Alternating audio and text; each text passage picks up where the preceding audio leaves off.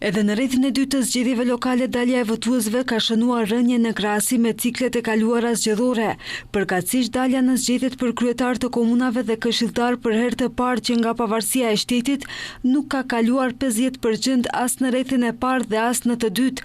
Sipas të dhënave të KSZ-s, në rrethin e parë dalja ka qenë 48.30%, ndërsa në rrethin e dytë, sipas 98.26% të dhënave të përpunuara, dalja është 40.46%. Nëse bëjmë krahasim të 4 cikleve të fundit të zgjedhjeve lokale, vërejmë një trend të rënjes së vazhdueshme të daljes në zgjedhjet lokale në Maqedoninë e Veriut, veçanërisht në raundin e dytë, ku gjithmonë ka pjesëmarrje më të ulët se në të parin. Në raundin e dytë që u mbajt dje, pjesëmarrja më e lartë ishte në Rosoman me 79.68% dhe Lozov me 77.85%, ndërsa më e ulta ishte në Kumanov me 35.70% dhe Shutorizar me 38.03%. Për kryetarin e Shkupit, pjesëmarrja në raundin e dytë ishte 35.33%, pjesëmarrja më e lartë ishte në Karposh 50.52% dhe Qendër 47.59%, ku votua dhe kryetari i komunës në raundin e dytë, ndërsa pjesëmarrja më e ulët ishte në Saraj 12.27% dhe Çajër 14.15%, ku votua vetëm kryetari i qytetit të Shkupit.